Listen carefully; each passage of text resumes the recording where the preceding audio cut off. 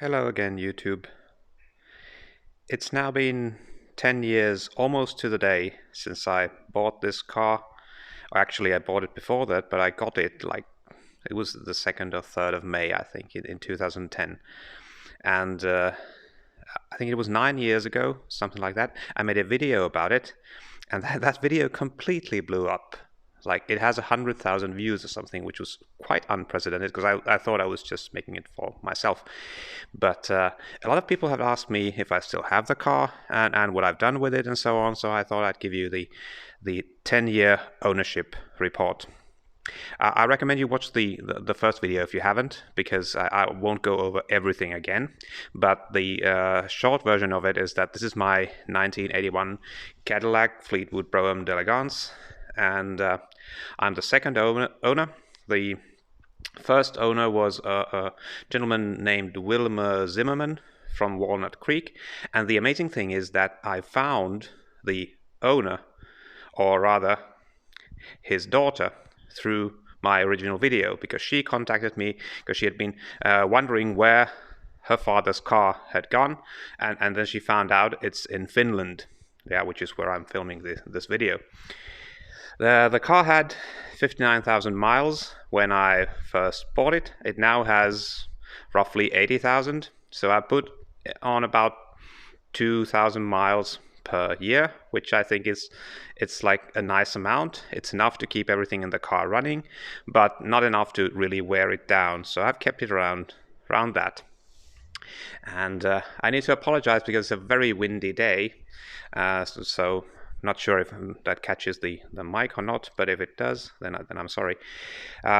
Anyway, of course, this is an old car. It's a 1981, so you have to do quite a bit of maintenance, but far less than what I expected, because I was fully going into it expecting to rebuild most of the car, but I haven't had to do much, but some things anyway, and I'll tell you about what I've done.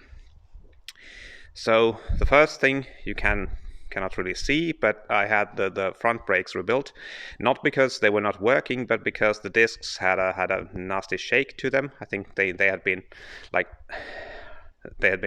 driven hot, then cooled down very quickly, and then that caused like a warp in them. So I had them rebuilt, and it was not expensive at all because Rock Auto has been a complete lifesaver. You can get any part and it's shipped to you quickly. I have new tires. The old ones, they still had tread left. Apologies for my finger. They still had tread left, but they were hard as rocks, basically.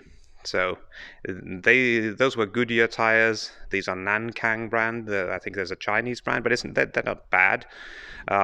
Especially considering you don't really get like white walls in Finland. 2 or 3 brands, and this was the one that wasn't like €1,000 a tire. And now the wind might be a problem, but going round, as you can see, it looks clean. It is clean. I haven't found any rust on the car, like whatsoever. I had to replace the front window seal because that was it was cracked in pieces, and it was letting water in, and the water was dripping out the bottom. It could have developed into an issue, but luckily it didn't have the time to do that. And so I put those in. I think I've got them from Rubber the Right Way. I still have the others for the other windows, but my philosophy is I'm not going to replace stuff just because I can. I wait for it to fail because I like to keep the car original.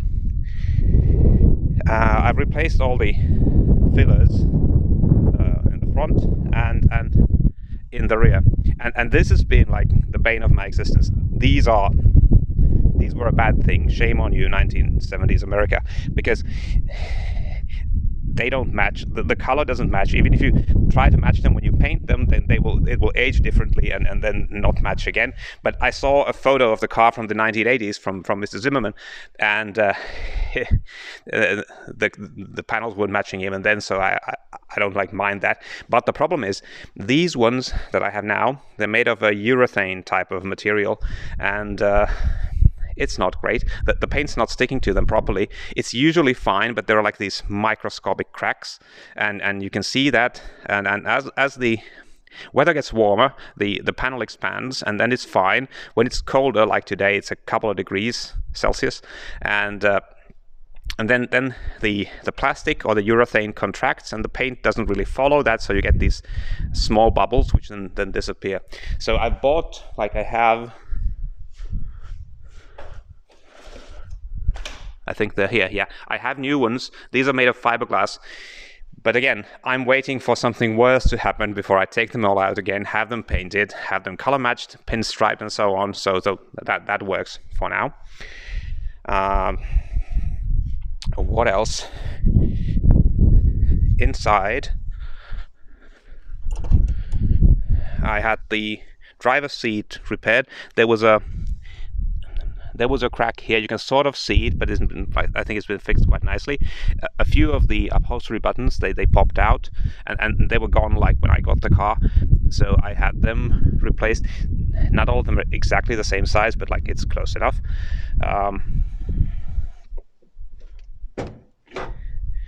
Inside the dashboard, I've replaced all the lights. Some of them burned out, and some of them were quite dim. So when I had to readjust the speedometer cable, which is also a problem in these, I took the entire panel off and replaced everything. I found this very nice Bluetooth thing that you can connect your phone to and then play your tunes and use the hands-free. But yeah, and this thing, the wiper delay, yeah, I'll get to that in a bit.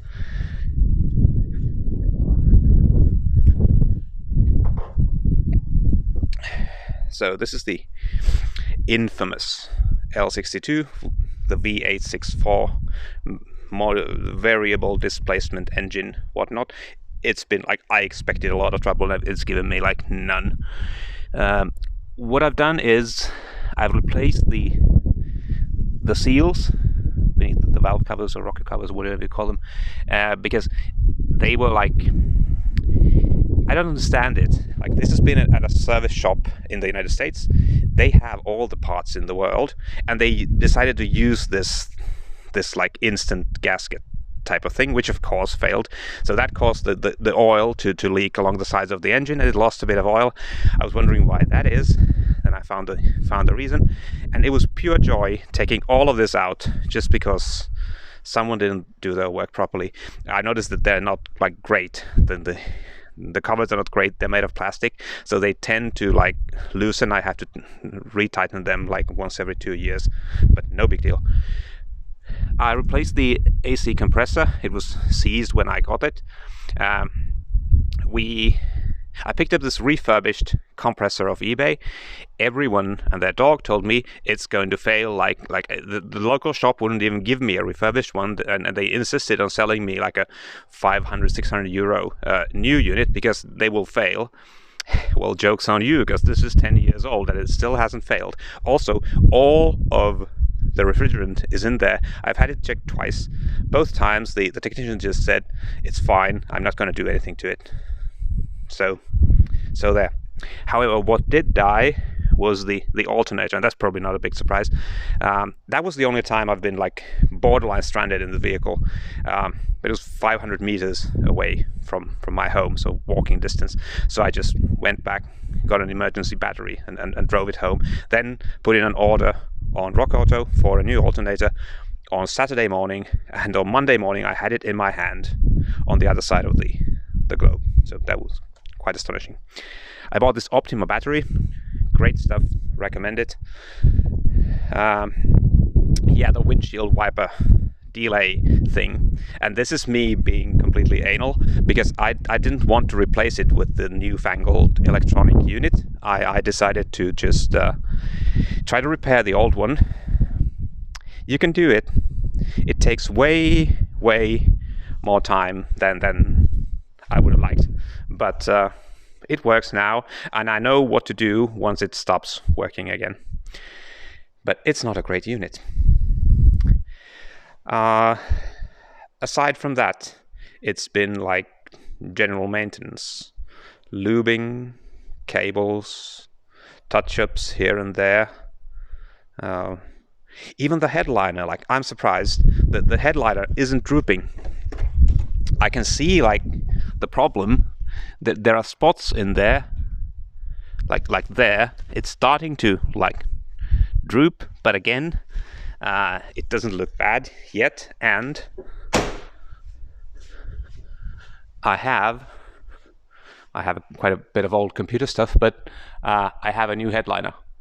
But again, I'm waiting for it to become ugly before I do that, because whenever you're like taking apart 40-year-old components, you risk breaking something else, and that's like an avenue I'm not willing to investigate at this point. I'll just wait for a problem that really bothers me, and then do something about it.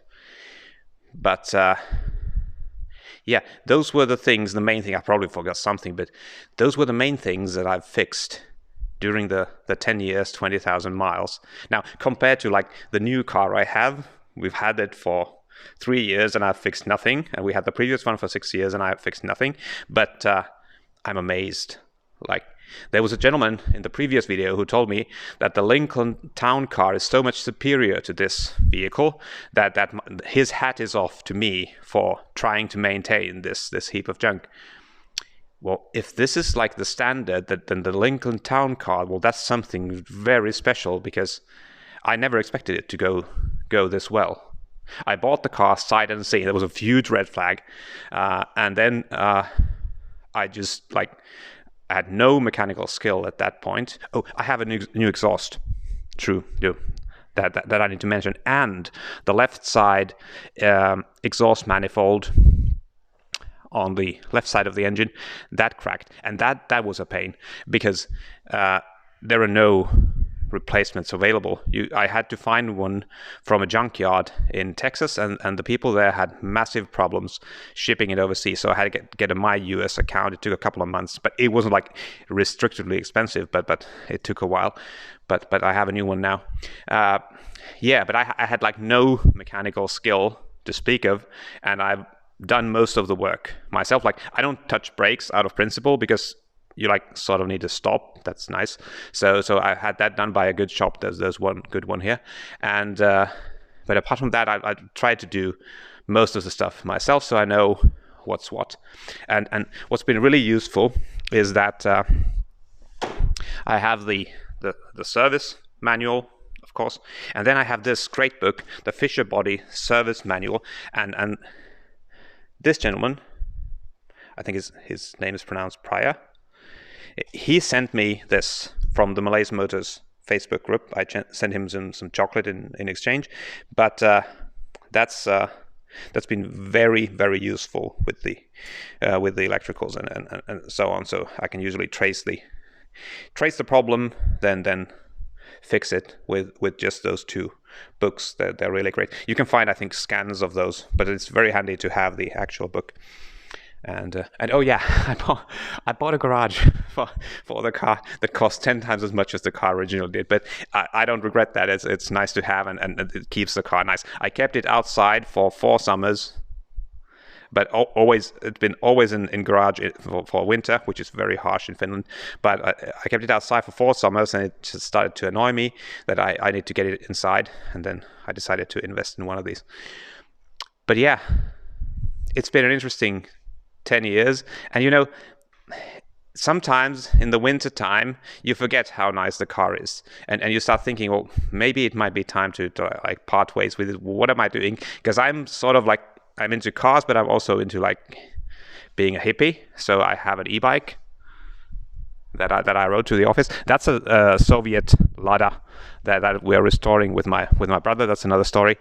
But yeah, then when you get to the garage, you open the door, you see how pristine the thing is, and it starts first time every time, and runs and drives great. I just love it. I cannot see myself ever letting it go. But this was my 10-year ownership report. I'm not expecting this to get 100,000 views, but if this like satisfies your curiosity, then I'm happy. See you around.